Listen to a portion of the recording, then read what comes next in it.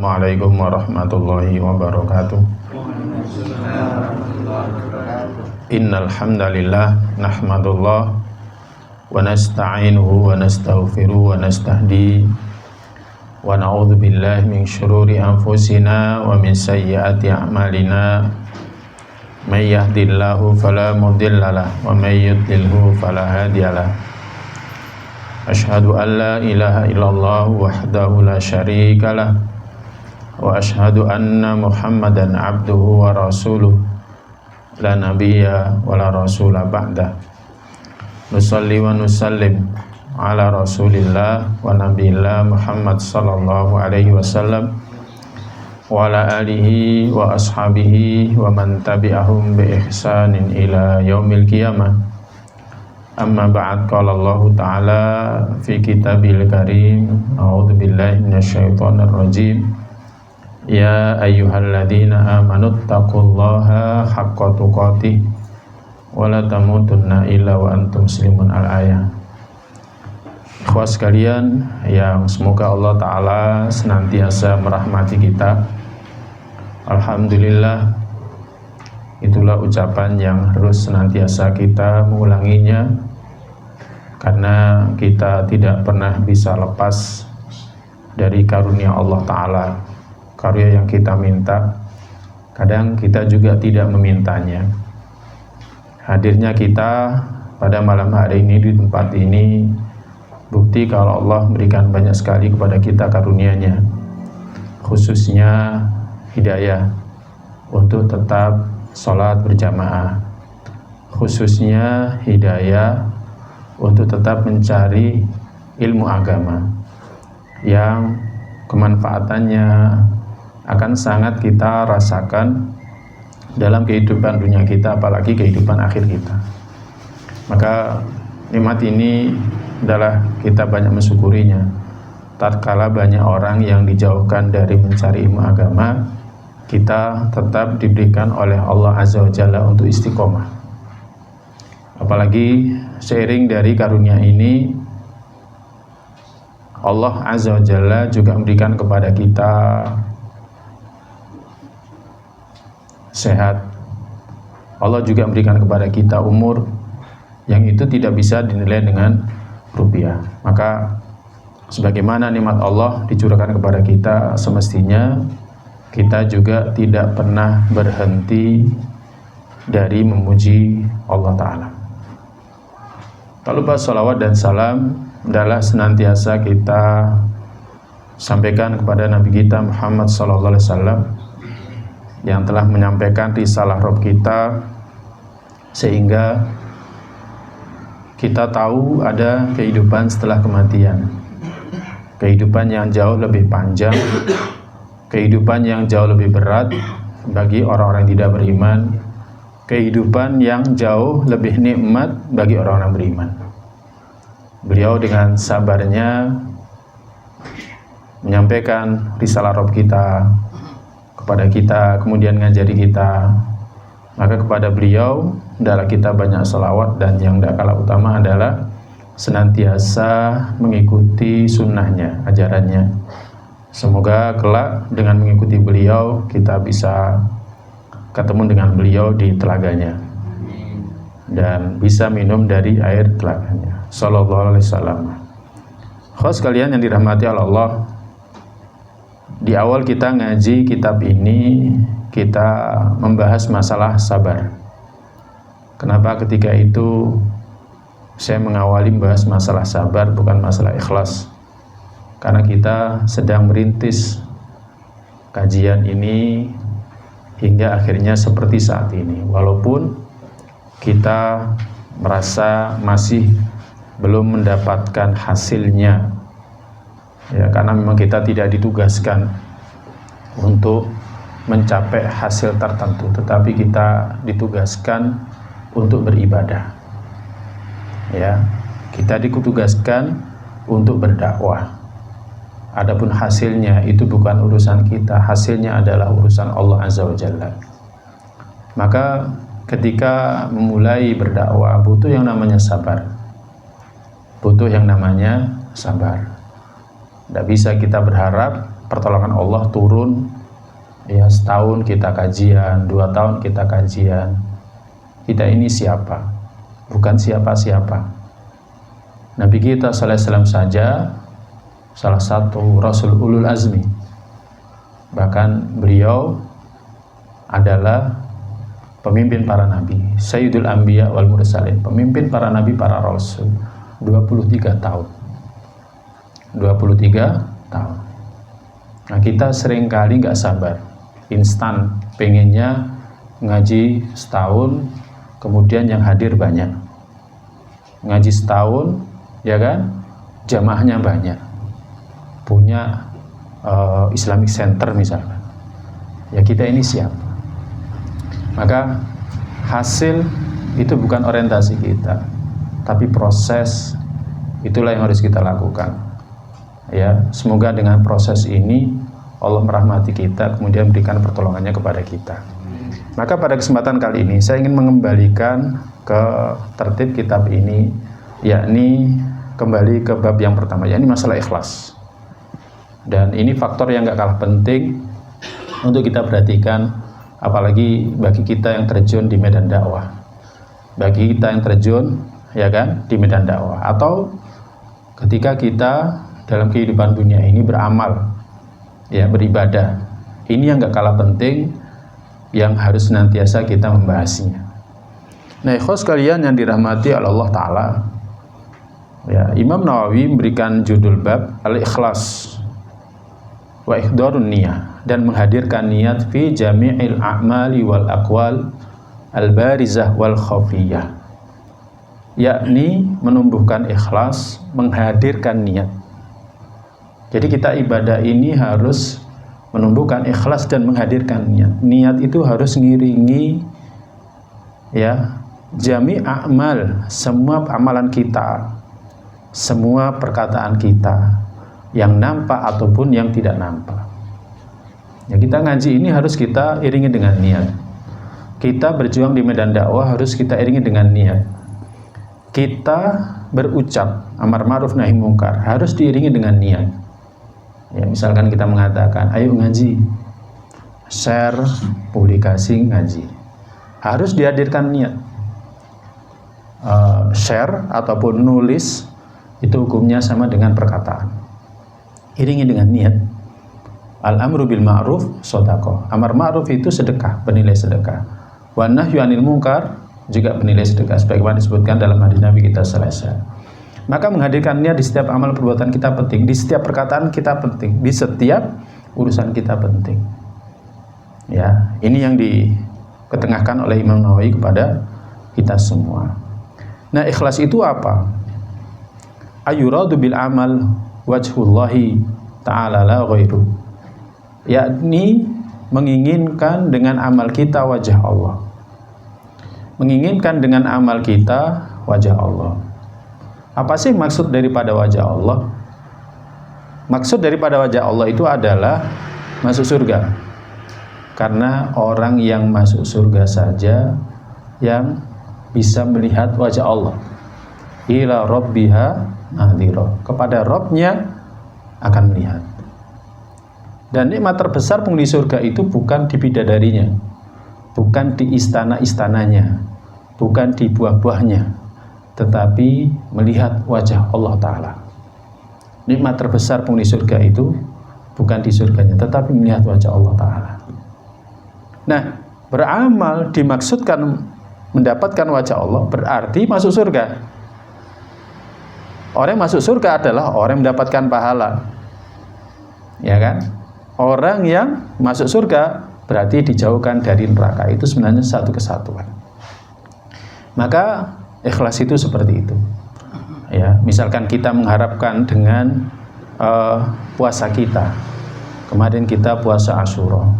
Sehari kita puasa, kita berharap dijauhkan wajah kita dari neraka 70 tahun lamanya. Nah, berarti maksudnya juga nanti mendapatkan wajah Allah. Karena jauh neraka, mesti masuk ke dalam surga. Masuk ke dalam surga akan melihat wajah Allah Ta'ala. Satu kesatuan. Kita sholat agar semua amal kita diterima. Ketika amal kita diterima, maka Allah dekatkan kita dengan rahmatnya. Allah dekatkan kita dengan rahmatnya, Allah nggak akan mungkin nyiksa kita. Justru Allah akan masukkan kita ke dalam surga. Kita masuk ke dalam surga akan melihat wajah Allah. Itu adalah satu kesatuan.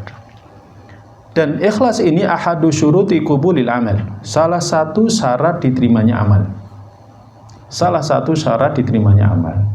Kalau kita belajar tazkiyatun nafas, syarat diterimanya amal itu dua. Syarat lahir, syarat batin. yakni ikhlas dan mutaba'atus sunnah, ikhlas dan mengikuti sunnah. Tapi Syekh Salim bin Id ya, hafizallahu taala menyebutkan nisfuha syarta sihhatin. Ya, ada 4 syarat diterimanya amal.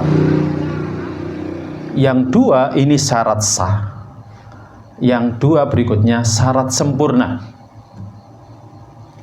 Yang 2 syarat sah, yang 2 berikutnya syarat sempurna. Syarat sahnya apa? Tadi ikhlas.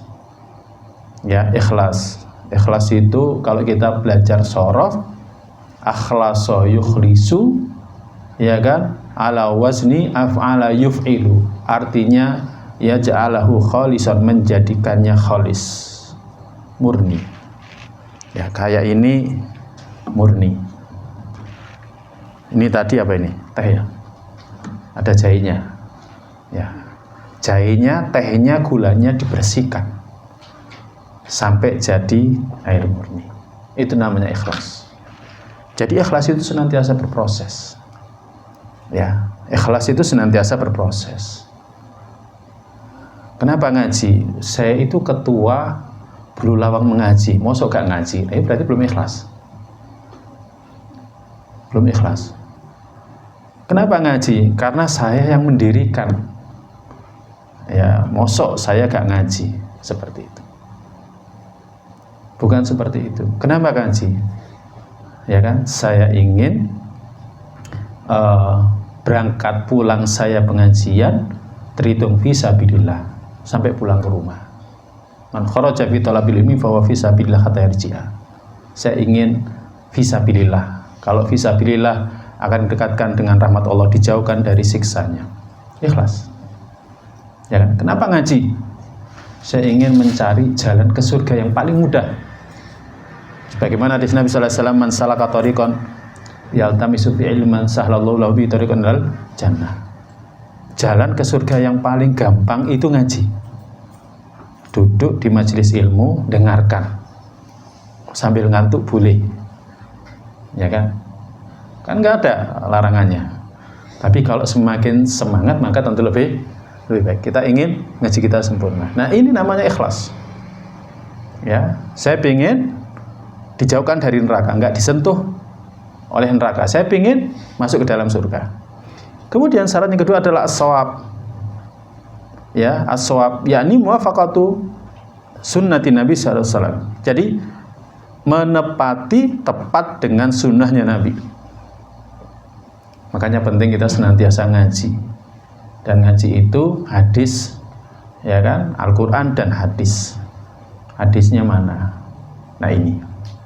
Nah, kemudian 2 syarat berikutnya adalah syarto kamalin, syarat kesempurnaan. Kita beramal itu jangan nanggung, karena hidup kita ini sekali.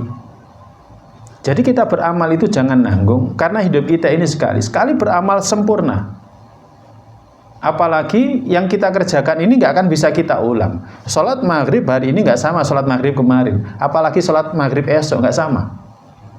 Hari Ahad ini nggak sama dengan hari Ahad pekan lalu, apalagi akan datang. Hari Ahad saya ngaji di sini, pekan lalu dengan sekarang beda. Ya, pekan sebelumnya temanya apa? Masih ingat? Bukan. Fikih kurban. Ya, lali. Bulan lalu fikih kurban. Pakaian saya juga beda. Ya kan? Suguhannya juga beda. Nanti tak suguhannya lah beda. Jadi nggak sama. Maka sekali melakukan berusaha untuk menyempurnakan syarat kesempurnaan. Ya kan? Nah, yakni al-akhdhu biquwwah, melakukan itu dengan kekuatan, dengan sungguh-sungguh. Makanya nggak ada istilahnya kamus, ya kan? Oh, sekarang nggak nyantai. Enggak. Nah, kita hidup di dunia ini nggak bisa nyantai. Apalagi kalau ngerti ngerinya kehidupan alam barzah, kita nggak akan nyantai. Nggak akan nyantai. Demikian juga yang kedua adalah al-musara'ah, bersegera. Adapun melakukannya dengan sungguh-sungguh, dengan kekuatan, sebagaimana firman Allah surat Al-Baqarah ayat 63, 93, surat Al-A'raf ayat 171, khudhu ma atainakum biquwwatin, ambil yang kami berikan kepada kalian dengan kuat, sungguh-sungguh. Al-Quran diberikan kepada Nabi SAW, kemudian diteruskan kepada kita, ambil dengan sungguh-sungguh, jangan nanggung-nanggung. Hadis pun juga sama seperti itu, khudhu ma atainakum biquwwah. Ya. Kemudian juga dalam surat Al-A'raf ayat 145, fakhudha biquwwatin wa'mur qaumaka ya'khudhu bi ahsaniha. Ambil, ya kan? Dia dengan kekuatan dan suruh kaummu melakukan yang terbaik. Jadi kita ini disuruh melakukan yang terbaik. Makanya seorang muslim itu, subhanallah, ikhwas sekalian yang dirahmati Allah, seorang muslim, seorang mukmin itu perfeksionis. Seharusnya perfeksionis, senantiasa berusaha sempurna, melakukan apapun sempurna. Ya, untuk urusan agama pun juga urusan dunia. Ya, jadi senantiasa melakukannya dengan sempurna. Wa'mur qaumaka ya'khudhu bi ahsaniha. Fakhudha bi quwwah, ambil dengan kekuatan, dengan sungguh-sungguh. Wa'mur qaumaka, suruh kaummu mengambil yang terbaik, melakukan yang terbaik. Ya, kalau kita kerja, lakukan yang terbaik. Ya kan? Kalau kita bekerja dimanapun, lakukan yang terbaik. Ngajar, lakukan yang terbaik. Ya, wira swasta, lakukan yang terbaik. Sungguh-sungguh, jangan setengah-setengah. Ya, kerja sama orang, lakukan sungguh-sungguh, jangan setengah-setengah. Apalagi kepada Rabb kita yang memberikan kepada kita hidup, memberikan kepada kita sehat. Lakukan yang terbaik. Sholat yang terbaik, puasa yang terbaik. Ya, walaupun kondisinya futur. Nah, disitulah letaknya istiqomah yang kemarin kita pelajari. Berusaha tegak. Ya, berusaha tegak. Kadang kondisi futur itu, kondisi tertentu buat kita ini futur, malas, lemah. Disitulah sebenarnya ujian keikhlasan kita, ujian kesabaran kita. Ya, ini ikhwas kalian yang dirahmati Allah. Makanya kenapa dalam surat Wal Asri itu disebutkan wa tawassaw bil haq wa tawassaw bis sabr, saling wasiat, menguatkan, ya kan, al-haq, dakwah, mengingatkan satu dengan yang lainnya. Demikian juga tawassaw bis sabr, senantiasa mengingatkan dalam sabar. Ya, ingatkan dalam sabar. Juga firman Allah kepada Nabi Yahya surat Maryam ayat 12, ya Yahya khudil kitab bi quwwah. Ya, wahai Yahya, ambillah kitab dengan kuat, sungguh-sungguh. Karena kitab itu isinya petunjuk. Khos kalian yang dirahmati Allah, saya dengan komunitas sepeda motor itu sering, kita ini melakukan perjalanan sangat butuh kalau zaman sekarang namanya Google Map.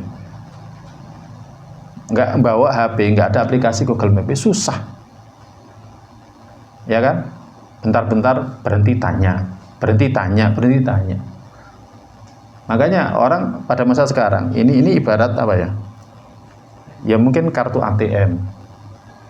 Ya, mungkin kartu ATM nggak apa-apa, bisa ditinggal. Kan ada mobil banking misalkan seperti itu. Tapi di sini kita bisa ya sembarang kali. Saya butuh petunjuk ke sana, dan lain sebagainya. Ya kan?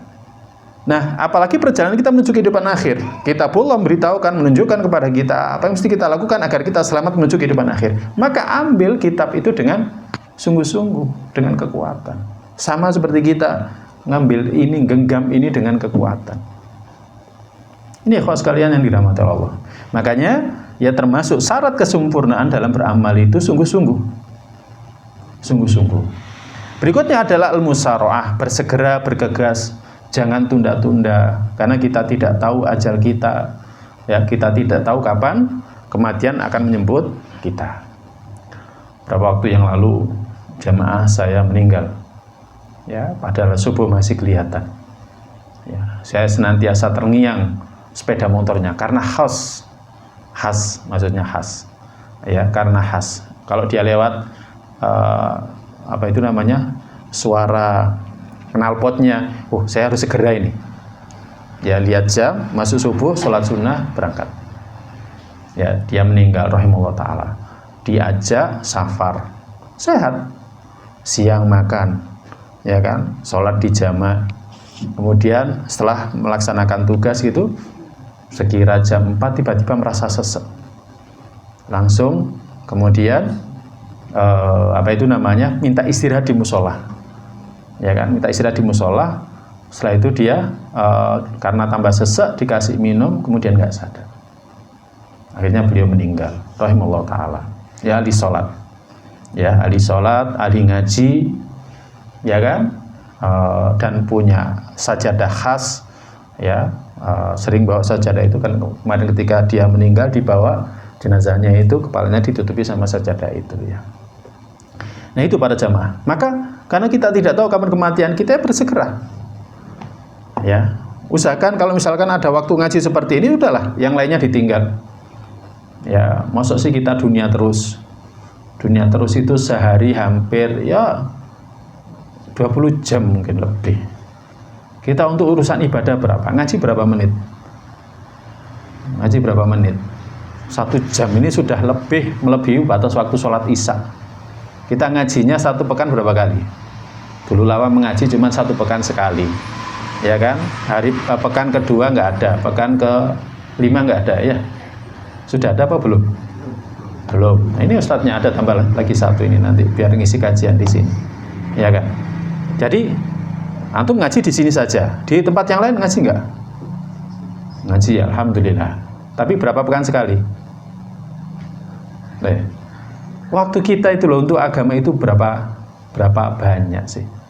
Untuk dunia kita hampir bangun tidur aja langsung buka iklan kan?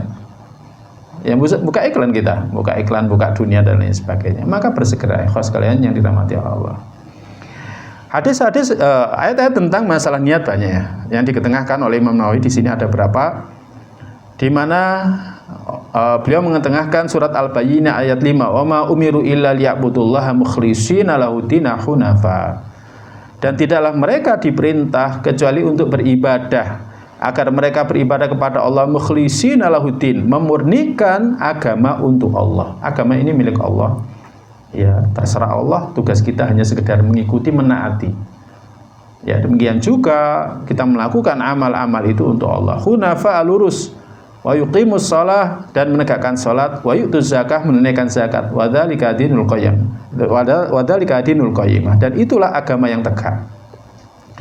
Allah mengkhabarkan dalam ayat ini, Allah merintahkan hamba-hambanya untuk mentauhidkan Allah, tidak menyembah Allah bersama dengan yang lainnya. Menyembah hanya Allah sajalah, ya, menyembah hanya Allah saja.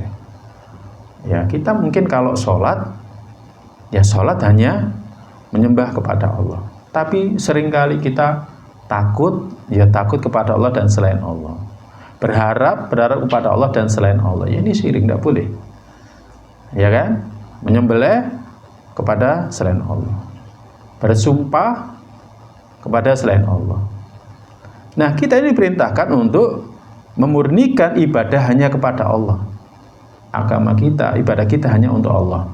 Berpaling dari semua agama-agama yang batil menuju agama Islam. Karena agama Islam adalah al-millah al-hanifiyah as-samhah, agama yang lurus, agama yang lurus.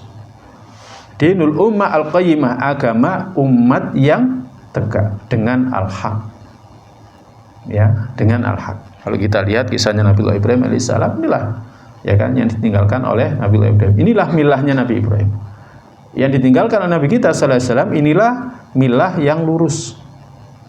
Jadi milah yang lurus, ya, yang mana tamyizun lil ummah al-islamiyah, di mana umat Islam itu berbeda akidahnya, suluknya, ya kan, ibadahnya, perilakunya dari orang-orang kafir.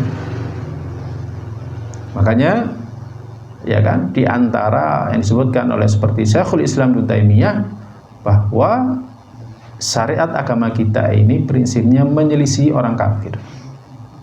Nggak sama dengan orang kafir, nggak sama, ya kan? Jadi beda, ya. Nah, kalau misalkan akhirnya orang kafir ngikuti kita, ya jangan kembali pada kekufuran. Misalkan pada masa dulu ketika Islam sudah mencapai Eropa, ya kan, wanita-wanitanya pakai pakaian yang besar, bahkan seperti jilbab.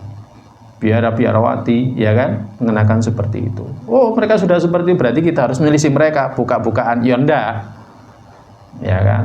Jadi syarat kita ini, ya kan, sudah qayyimah, tegak. Dzalika dinul qayyim. Itulah agama yang tegak. Dzalika dinul qayyimah. Itu adalah agama yang tegak. Nah, ketika orang-orang kafir mengikuti kita, ya sudah, memang itu adalah kebenaran. Ya, kebenaran yang harus diterima. Nah, dan ini diantara maqasidul bi'tsah an-nabawiyah, tujuan diutusnya para nabi. Ya, kenapa diutus para nabi, diutus para rasul? Untuk mengembalikan kepada fitrah, kepada ciptaan awal. Ya, antara Nabi Adam, Nabiullah Idris alaihi salam, manusia masih di atas fitrah. Tapi ketika manusia menyimpang, maka Allah utus Rasul yang pertama, Nabiullah Nuh alaihissalam, untuk mengembalikan manusia kepada al-haq, kepada yang benar. Nah, ini khos kalian yang dirahmati Allah. Nah, jadi dalam ayat ini ditegaskan bahwa kita diperintahkan untuk beribadah kepada Allah dengan mukhlishina lahuddin, memurnikan agama untuk Allah Ta'ala. Jangan sampai kepada selain Allah Ta'ala, untuk selain Allah Ta'ala. Kemudian juga diketengahkan di sini. Diketengahkan di sini surat Al-Hajj ayat 70 ayat 37. Allah berfirman, la yanalallaha luhumuha. Sekali-kali daging-dagingnya tidak akan sampai kepada Allah. Wala dima'uha, tidak juga darah-darahnya. Walakin yanaluhu taqwa minkum, akan tetapi yang sampai kepada Allah dari kalian adalah ketakwaan kalian. Ayat yang menjelaskan tentang kurban, sembelihan. Yang sampai kepada Allah itu bukan darahnya, apalagi dagingnya, apalagi kepalanya. Ya, nggak akan sampai kepada Allah.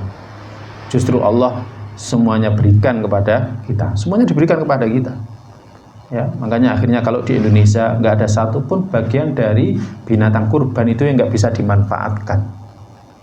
Kepalanya ya habis, ya kan, buntutnya juga habis, jadi sop buntut. Kepalanya sapi jadi rujak cingur, ya kan, tahu campur lamongan seperti itu. Saya baru tahu kemarin, ya kan, pas nyembelih itu, ini Ustadz, oh ini ya, waduh, padahal itu kesukaan saya, ya kan. Akhirnya mulai berkurang kesukaannya karena baru tahu kalau, nah itu diambilkan dari itu.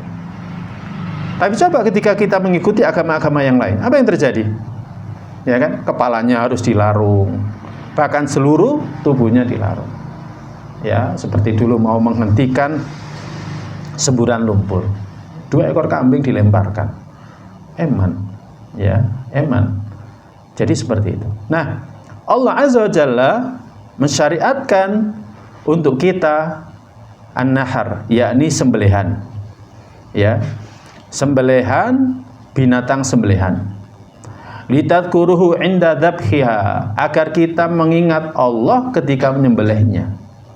Mengingat apa? Allah lah yang berikan kepada kita rizki ini semuanya. Allah tundukkan binatang-binatang itu untuk kita, ditundukkan.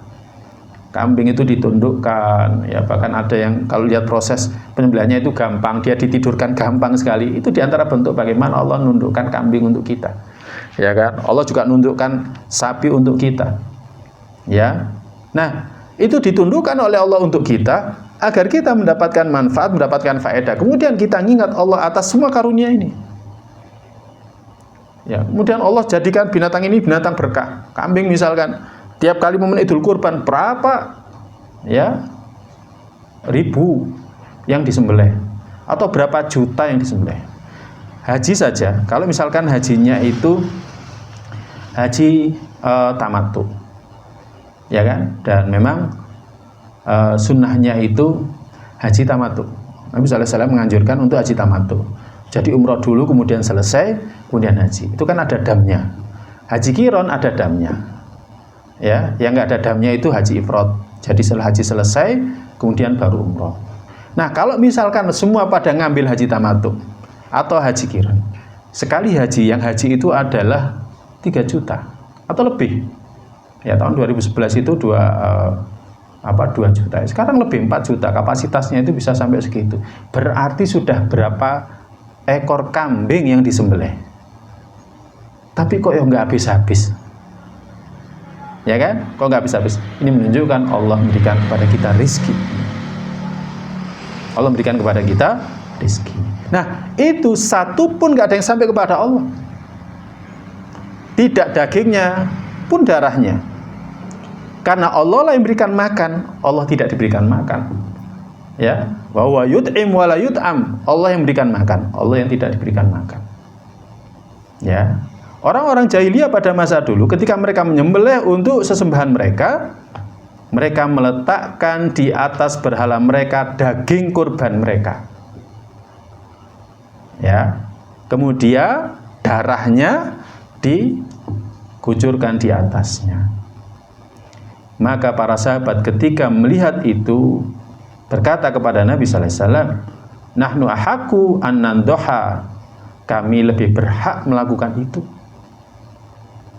Ya kan? Tapi kemudian Allah turunkan ayat ini bahwa yang diterima oleh Allah, yang sampai kepada Allah itu bukan darahnya, bukan dagingnya, tetapi yang sampai kepada Allah itu adalah ketakwaan kita. Jadi yang dimaksud takwa di sini pada ayat ini itu adalah amalan hati. Jadi amalan hati, niatnya kita. Beda dengan ketakwaan seperti dalam hadis arba'in, ya kan? Islam ya. Islam itu maksudnya adalah amalan lahir, ya. Nah, seperti itu. Jadi yang diterima oleh Allah itu adalah ketakwaan kita, adalah amalan hati kita. Yang sampai kepada Allah itu ketakwaan kita. Nah, ini menunjukkan bahwa amalan yang bisa diterima oleh Allah Ta'ala itu hanya yang niatnya sholihah, niatnya baik, niatnya murni, hanya Allah Ta'ala. Maka ikhwas sekalian yang dirahmati Allah, orang nyembelih itu susah. Beli kurbannya saja susah. Ya, padahal kalau beli kambing sekarang itu 600.000, 700.000 dapat. Tapi kalau momen Idul Kurban itu bisa jadi sampai, kalau domba 1.500.000 paling murah, susah dapat itu. Ya, susah. Nah, susahnya seperti itu kalau niatnya nggak sholihah, eman. Apalagi ibadah-ibadah seperti dakwah, ngaji seperti ini, sayang kalau niatnya nggak sholih, niatnya nggak baik. Sudah susah-susah dalam kehidupan akhir ditolak karena niat kita nggak baik. Makanya ikhwas sekalian yang dirahmati Allah, nata niat, nata hati itu lebih penting sebenarnya. Ya, lebih penting dari hanya sekedar nata amal sholih. Kenapa? Karena menata amal sholih, kalau kita keliru, ada yang bisa nasihati. Kok seperti itu sholatnya misalkan? Kok seperti itu dzikir wiridnya? Ada yang nasihati. Tapi kalau nata hati, kalau kita nggak banyak introspeksi, susah. Kita nggak pernah melihat keretek hati kita, susah. Ya, yang ngerti hati kita Allah, kemudian kita. Kalau kita banyak introspeksi, banyak muhasabah. Nah, ini ikhwas sekalian yang dirahmati oleh Allah Ta'ala. Maka penting senantiasa nata kita, berusaha untuk ikhlas. Ikhlas itu sebelum amal, ketika amal, dan selesai amal. Ya, bukan hanya ketika amal, tapi selesai amal juga perlu ikhlas.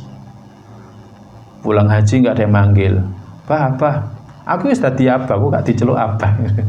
Jadi seperti itu. Ya itu. Ya, jadi selesai amal juga seperti itu.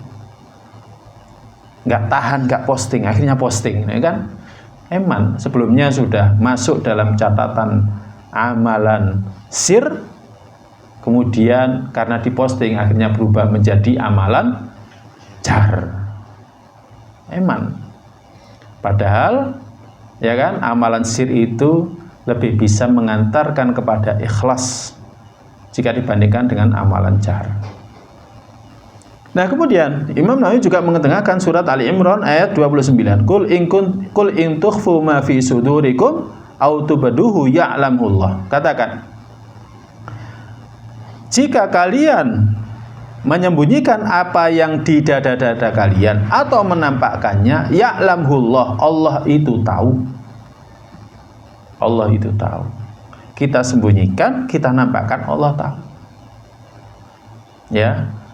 Nah, kalau kita tahu bahwa kita mengimani bahwa apa yang kita sembunyikan di dada kita ataupun dinampakkan Allah tahu, maka sebaiknya ya nggak usah diberitahu. Cukup Allah saja yang tahu. Kecuali kalau kita ingin orang tahu, itu namanya riya. Agar orang melihat kita, itu namanya riya. Ya sebenarnya kalau kita mengimani bahwa Allah tahu apa yang di dada kita, ya sudah, cukup Allah saja. Cukup Allah saja, nggak usah yang lainnya itu tahu. Cukup Allah saja. Tapi seperti itulah setan yang senantiasa mengikuti aliran darah kita. Terus motivasi, ini nggak ada yang tahu. Ya, lah itu ada yang barusan posting. Kenapa kamu nggak posting? Terus dikobarkan, ya kan? Api semangat untuk menyingkap tabir amalan tersembunyi kita. Akhirnya nggak tahan, akhirnya posting. Allah dalam ayat ini memberitahukan kepada para hambanya, annahu ya'lamus sarair wad dhamair wad dhawahir. Allah itu tahu yang tersembunyi, bahkan yang di perasaan kita, yang nampak juga. Annahu la takhfa alaihi minhum khafiyah, nggak ada yang tersembunyi dari, ya kan, dari Allah. Bal ilmuhu muhitun bihim, bahkan ilmunya Allah itu meliputi segala sesuatu. Yang ada di pikiran kita Allah tahu, yang ada di dada kita Allah tahu. Di setiap keadaan, setiap waktu, setiap kesempatan, semua yang di langit, yang di bumi, antara langit dan bumi, la ya'zubu anhu mithqala dzarratin, nggak ada satupun yang luput, seberat dzarrah pun itu nggak luput. Dzarrah itu sesuatu yang paling kecil. Ya seringkali kalau dulu tidak diketemukan atom, orang Indonesia menerjemahkannya dengan biji sawi, sangat kecil. Kemudian ketika diketemukan atom mengatakan seberat atom, Allah tahu. Dzarrah itu dalam bahasa Arab sesuatu yang paling kecil. Sesuatu yang paling kecil. Ada yang mengatakan dzarrah itu misalkan kalau tangan kita berdebu kemudian kita tiup, maka yang terbang itulah dzarrah. Yang terbang itulah dzarrah. Itu pun dalam kehidupan akhir kalau itu kebaikan akan ditimbang. Faman ya'mal mithqala dzarratin khairan yarah. Siapa yang melakukan kebaikan seberat dzarrah, dia akan melihat catatannya. Kalau orang jualan kan, alah wong iki upo. Ya kan? Jadi misalkan nimbang beras ternyata ada yang jatuh 2, 3, kan nggak dianggap. Iki upo, iki nggak usah, ya kan, dibuang. Ya, tapi kalau Allah tetap diperhitungkan. Nah ini, jadi tidak ada satupun yang seberat dzarrah yang luput dari Allah, nggak ada. Wala asghar min dzalik, tidak juga yang lebih kecil dari dzarrah.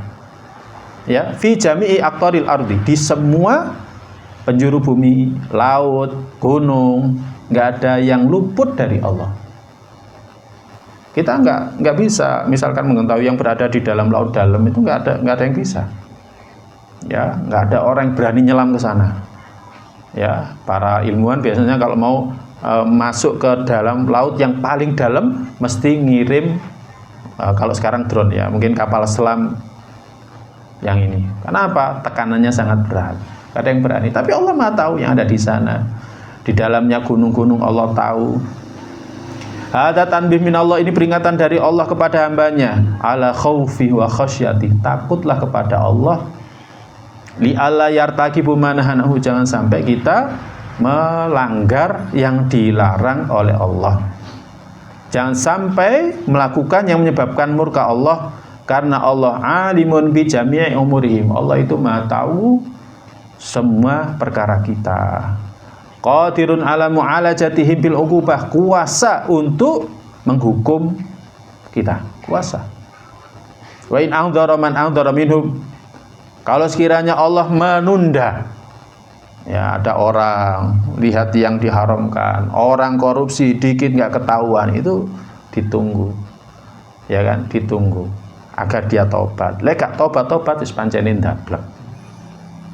Ya kayak Fir'aun itu kan, dikasih wabah kutu, wabah kata, wabah belalang, wabah darah, angin topan, tobat kumat, ya sudah, dibinasakan. Bukan Allah yang tidak kasih sayang, Allah sudah ngasih kesempatan. Kaumnya Nabi Nuh, ya Nabi Nuh alaihissalam berdakwah 950 tahun lamanya, dikasih waktu mereka ini untuk taubat, ngikuti utusan Allah Ta'ala Nabi Nuh alaihissalam, tapi juga ya mereka keras kepala. Bukan Allah yang yang kejam, ya, tetapi Allah yang Maha Pengampun lagi Maha Penyayang. Makanya Nabi Nuh itu ketika mengajak pengikutnya naik kapal, Nabi Nuh mengatakan wa qala arkabu fiha bismillahi majriha mursa inna rabbi laghafurur rahim. Nabi Nuh mengatakan, masuklah kalian ke dalam kapal, ya, naiklah kalian ke dalam kapal dengan minta pertolongan Allah, bismillah, menyebut nama Allah, ya kan, berlayar dan berlabuh, inna rabbi laghafurur rahim, sesungguhnya Rabbku Maha Pengampun lagi Maha Penyayang. Kita selamat ini karena Allah ngampuni dosa-dosa kita, kita selamat ini karena Allah nyayangi kita. Allah binasakan orang yang nggak ikut ini, nggak mengikuti dakwahnya Nabi Nuh, karena Allah juga sudah Maha Pengampun, mau mengampuni mereka, tapi mereka saja yang nggak mau. Allah juga sayang kepada mereka, dikasih waktu 950 tahun Nabi Nuh dakwah, tapi nggak juga ikut. Allah sayang kepada mereka, hanya mereka saja yang sudah keras kepala. Ya, nah ini khos kalian yang dirahmati Allah.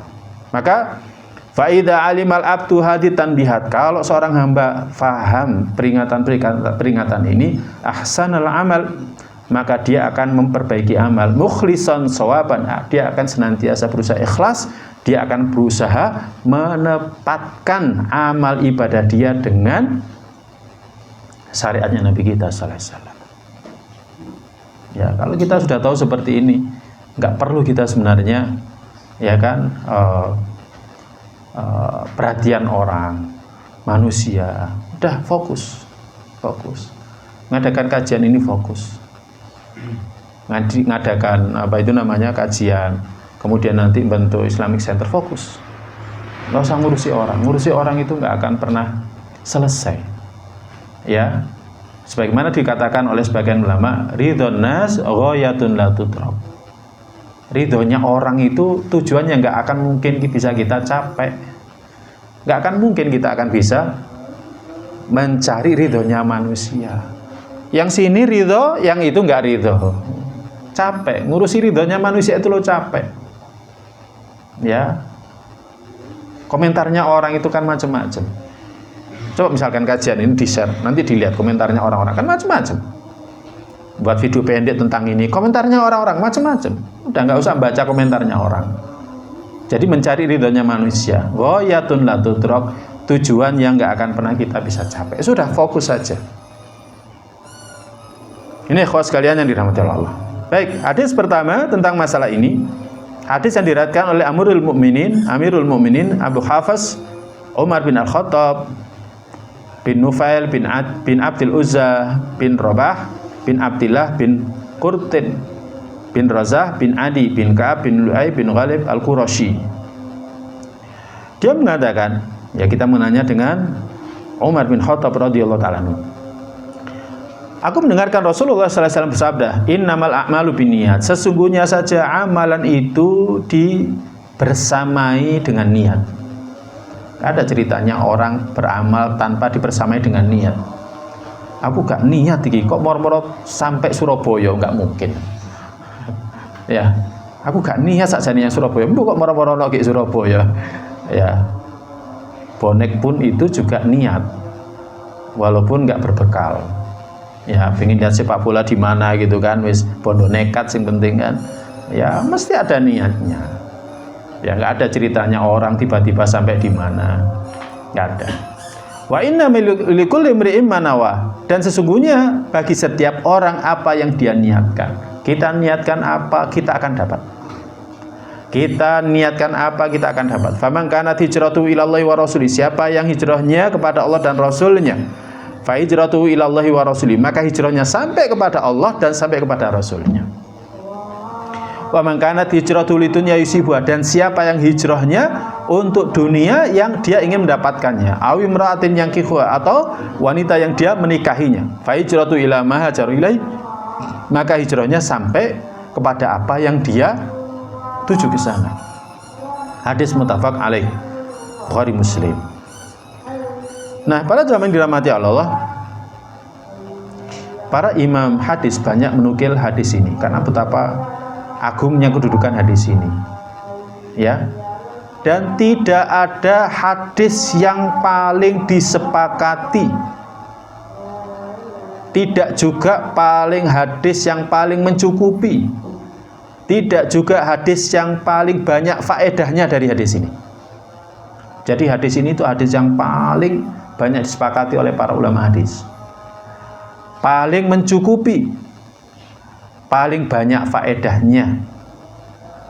Karena ini diantara hadis yang alaiha madarul Islam, yang poros Islam itu tertuju di sana. Jadi poros Islam tertuju di sana. Makanya Imam Nawawi menyebutkan hadis ini dalam juga kitab Arba'in. Arba'in itu kitab yang membahas kaidah-kaidah penting agama. Ya, bahas kaidah-kaidah penting agama. Jadi kaidah-kaidah penting agama itu ada di sana. Ya, makanya kitab Arba'in itu penting untuk kita pelajari. Nah, termasuk hadis ini. Ya. Nah, Abu Hafs itu siapa? Itu adalah kunyahnya Umar. Ya. Namanya Abu Hafs. Ya, sebagai kunyah dari Hafsah radhiyallahu ta'ala anha. Ini menunjukkan bahwa Umar itu orang yang mencintai anak wanita. Maka kisah yang menyebutkan bahwa Umar itu pernah ya sesekali kemudian tertawa, sesekali menangis. Tertawa karena apa?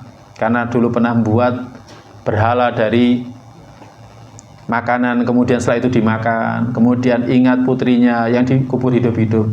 Itu riwayatnya nggak ada asal usulnya, bahkan sebagian mengatakan itu bersumber dari Rafidhah. Ya, seolah-olah Umar itu benci anak perempuan. Padahal enggak. Kita bisa lihat bahwa Umar radhiyallahu ta'ala anhu itu ya kan tidak membenci anak perempuan, ya kan, justru dari kunyahnya. Ya, dari kunyahnya Abu Hafs radhiyallahu ta'ala anhu. Ya. Al-Faruq, yang mendapatkan gelar Al-Faruq, pembeda, di mana setelah Islamnya dia menjadi berbeda.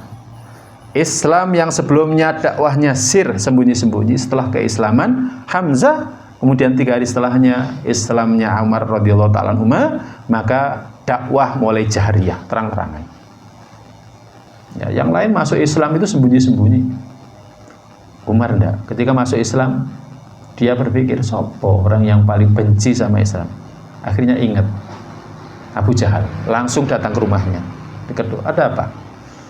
Saya masuk Islam. Ya kan? Kagetnya. Langsung Abu Jahal menutup pintu rumahnya keras. Buat. Ya. Kemudian setelah itu datang ke tempat kumpulnya orang-orang kafir, mengatakan masuk Islam. Kemudian akhirnya kelahi sama orang banyak. Ya, sampai akhirnya capek. Kemudian Umar mengatakan, wis terserah kalian mau melakukan apa sama saya. Kalau yang lain masuk Islam sembunyi-sembunyi. Makanya dia digelari dengan Al-Faruq. An-niyah, memang an-niyah, qasdus syai', yakni tujuan melakukan sesuatu, muqtarinan bi fi'lih, yang mengiringi perbuatan. Jadi niat itu adalah al-qasdu, tujuan, maksud. Ya, maksud bahasa Indonesia itu dari kata maksudun, artinya yang dituju. Apa sih tujuannya kita sholat, tujuannya kita puasa apa? Al-hijrah artinya at-tarku secara bahasa. Secara syariat, tarku manahallahu anhu, meninggalkan apa yang Allah larang darinya. Ya. Dan dalam Islam mana hijrah dua. Yang pertama al-intiqal min daril khauf, pindah dari atau hijrah dari negeri yang kita tidak aman di sana menuju negeri yang aman. Seperti hijrahnya para sahabat pertama dan kedua ke Habasyah, karena nggak aman di Mekah, nggak aman. Orang kalau ketahuan Islam nggak aman dia akan ditindas, dia akan disiksa. Ya kan? Kemudian di awal permulaan hijrah dari Mekah ke Madinah, setelah itu aman, nggak diganggu lagi sudah. Akhirnya ada syariat sholat berjamaah. Kalau sebelumnya ya syariat sholat ketika Nabi SAW masih berada di Mekah, tapi karena nggak aman, nggak ada syariat sholat jamaah. Sholat jamaah itu ketika berada di Madinah. Kemudian yang kedua, hijrah atau pindah dari negeri kufur ke negeri Islam. Sebagaimana setelah tetap tinggalnya Nabi sallallahu alaihi wasallam di Madinah. Ya. Nah, apa pelajaran dari hadis ini? Yang pertama, la budda minan niyyah fil a'mal. Mesti harus ada niat dalam melakukan amal.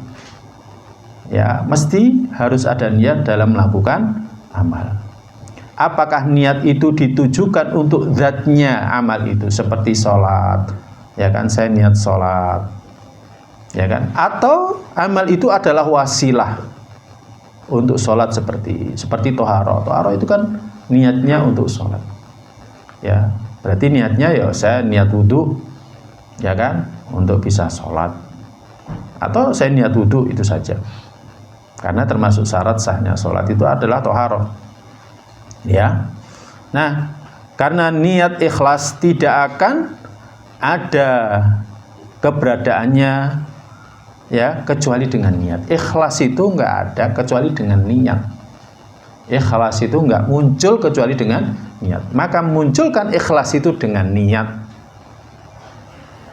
Bisa dibedakannya, ya. Munculkan ikhlas itu dengan niat. Jadi ikhlas nggak akan muncul kecuali dengan niat. Maka ketika kita munculkan niat itu, ikhlas akan muncul. Munculkan ikhlas dengan niat. Saya niat sholat, ya kan, karena Allah lah, baru ikhlas. Ya, saya niat sholat karena mau ngelamar orang, apalagi masjidnya punya orang tuanya, nah, berarti kan niatnya nggak ikhlas. Nah itu, ya. Dan tidak ada khilaf antara ahli ilmu dalam masalah ini kecuali di wasilah. Jadi misalkan niat toharoh untuk sholat itu apa? Cukup saya niat toharoh agar mengangkat hadas kecil, misalkan mengangkat hadas besar, ataukah diniati juga dengan sholat? Ada khilaf dalam masalah ini. Ya, nah ini. Nah, kemudian an-niyah mahalluha al-qalb. Niat itu tempatnya di hati. Dunal lisan. Menurut kesepakatan imam kaum muslimin di semua ibadah. Ya, toharohkah, sholatkah, zakatkah, puasakah, haji, membebaskan budak dan lain sebagainya. Adapun talafut, maka tidak ada ajarannya. Ada yang ragu-ragu dengan mengatakan boleh, sebagaimana halnya haji. Haji kan kita, orang yang mau haji kan mengucapkan talbiyah. Ya Allah, aku, ya kan, mau haji. Labbaik Allahumma hajjan, labbaik Allahumma umratan. Aku penuhi panggilanmu ya Allah menunaikan ibadah haji. Aku penuhi panggilanmu ya Allah untuk menunaikan ibadah umrah. Nah, dari situ dikiaskan kepada yang lainnya. Tapi ini tidak tepat, karena ada ajarannya untuk itu, ya kan. Sedangkan yang lain nggak ada ajarannya. Maka sebenarnya kita mencukupkan diri dengan yang ada ajarannya saja, ya. Nah ini. Jadi yang berpendapat boleh itu karena dia tidak membedakan antara talbiyah dengan dengan niat. Nah, dan penjelasan tentang masalah ini banyak, seperti Syekh Salim bin Id juga punya risalah tentang ini, Syekhul Islam Ibnu Taimiyah ya kan juga punya risalah tentang ini. Kemudian pelajaran berikutnya kita sampai ya 2 pelajaran lagi ya. Amal sholihah itu dengan niat yang sholihah. Sedangkan niat yang sholihah tidak bisa menjadikan yang mungkar itu menjadi sholihah. Dan bid'ah menjadi sunnah. Tidak. Jadi amal sholihah harus diiringi dengan niat yang sholihah. Tetapi niat yang sholihah tidak menjadikan yang mungkar itu menjadi sholihah. Kenapa mencuri? Saya ingin menafkahi istri, nah itu kan nggak baik, nggak benar. Ya kenapa mencuri? Karena saya ingin menafkahi anak. Ya. Fakami muridin lil khair la yablughahu. Berapa banyak orang menginginkan kebaikan tapi nggak sampai. Maka tadi di awal yang disebutkan ya kalau Syekh Salim bin Id mengatakan ada 4 syaratnya, yang 2 syarat sah. Ya, Imam Nawawi juga mengatakan syarat sahnya 2. Jadi yang pertama itu adalah akhlasahu, yang berikutnya adalah aswabahu. Jadi dalam masalah ini ya kan amal solih harus dengan niat yang solih. Tetapi niat yang solih tidak menjadikan yang mungkar itu menjadi solih. Bid'ah menjadi baik. Enggak. Ya, jangan apa itu namanya pede ya, mosok sih Gusti Allah gak nerimo. Nah seperti itu, masa sih Allah tidak menerima. Nabi diutus oleh Allah untuk mengajarkan, ya kan, sudah ikuti saja yang diajarkan oleh Nabi Sallallahu Alaihi Wasallam, cukupkan dengan itu ya. Apalagi Nabi Sallallahu Alaihi Wasallam dalam banyak nasnya ya itu menyampaikan ya kan, orang-orang yang amalnya diterima adalah ya orang-orang yang mengikuti ajarannya Nabi sallallahu alaihi wasallam. Man amila amalan ya kan falaisa alaihi amruna fawaratun. Siapa yang melakukan satu amalan enggak ada perkaranya ya atas kami maka tertolak. Eman kita sudah dalam kehidupan akhir ingin mengharapkan itu tapi ternyata tidak kita dapatkan. Pelajaran yang terakhir, ikhlas karena Allah adalah syarat diterimanya amal. Fa innallaha la yaqbalu minal amal illa akhlasahu. Sesungguhnya Allah tidak menerima amal kecuali yang paling murni. Wa aswabahu, yang paling tepat. Yang paling tepat. Makanya berusaha untuk menepati yang diajarkan ya kan Nabi kita sallallahu alaihi wasallam. Amma akhlasahu fama kana lillah. Yang paling ikhlas kalau karena Allah. Wa amma aswabahu fama kana wifqa sunnah sahihah. Adapun yang paling tepat ya kan paling benar adalah yang tepat dengan sunnahnya Nabi sallallahu alaihi wasallam. Nah, maka dari sini pentingnya ngaji. Ya, banyak masalah fikih yang kita tidak tahu. Ya, apakah sudah tepat dengan yang diajarkan Nabi kita sallallahu alaihi wasallam atau enggak? Kita kan beramal tujuannya dapat balasan. Maka bagaimana dibalas kalau amal kita enggak tepat? Ya. Seorang mahasiswa ingin kalau skripsinya diterima sama dosennya, tapi ternyata nggak tepat sama arahan dosennya, nggak akan diterima. Ngajukan lamaran pekerjaan nggak sesuai dengan yang diminta oleh perusahaan, ya nggak akan diterima, kan seperti itu. Wallahu a'lam bishawab. Mungkin ini yang bisa kita bahas pada pertemuan kali ini. Ya, semoga sedikit ini mendatangkan ilmu dan juga mendatangkan manfaat. Akhirnya jadilah ilmu yang bermanfaat. Ada yang mau ditanyakan dari yang sudah kita sampaikan? Iya, fadhol, silakan. Terkait dengan mengambil peran dalam dakwah, apakah itu harus, apakah itu wajib? Terus kemudian sejauh mana peran yang bisa kita ambil? Andaikan kita kemudian sudah tersibukkan dengan urusan dunia, kemudian kita tidak mampu untuk melakukan itu, bolehkah itu kita lakukan? Ya, bismillah, salatu wassalamu ala rasulillah wa ala alihi washabihi wa mawala mambad. Khawas sekalian yang dirahmati Allah. Allah berfirman dalam surat Al-Asr ya, wal asr innal insana lafi khusr. Kita semuanya nanti akan merugi, akan nyesal nanti kalau mati, kecuali yang dalam kehidupan dunianya beriman. Enggak mungkin iman kecuali dilandasi ilmu. Kemudian amilus sholihah, mengamalkan ilmu itu. Kemudian tawasau bil haq, saling berwasiat kepada al-haq, dan berikutnya adalah tawasau bis sabr. Khusus sekalian yang dirahmati Allah, kalau kita tahu betapa beratnya kehidupan alam kubur, kalau kita tahu betapa ngerinya kehidupan alam kubur, kalau kita tahu betapa ngerinya kehidupan akhir, ya kan, kita nggak akan berhenti dari dakwah. Nabi kita sallallahu alaihi wasallam ya pernah ditunjukkan kepada beliau neraka, tahu kehidupan alam barzah, diberitahukan karena diberitakan oleh Allah Ta'ala. Seperti sabda Nabi, laula dafantumuh la da'autullaha yusmi'akum ma'asma. Sekiranya kalian tidak saling memakamkan orang yang mati di antara kalian, aku akan berdoa kepada Allah agar Allah memperdengarkan kepada kalian yang aku dengar. Jadi kehidupan alam barzah itu ngeri, ya kan? Nah, kalau kita sudah tahu betapa ngerinya itu, kita nggak akan berhenti dari dakwah, sabar, ngajak orang itu, akan berperan. Paling nggak mulai dari keluarga kita lah. Paling nggak mulai dari keluarga kita, ya kan? Istri kita, anak kita, pasangan kita, orang tua kita, kemudian saudara kandung kita, ponakan kita dakwahi. Yang penting sampai sholat atau sampai nggak sholat. Nah seperti itu, ya kan? Demikian juga kalau kita sayang orang-orang sekitar kita akan terus berdakwah. Karena kehidupan alam akhirat itu lebih berat. Ya, jadi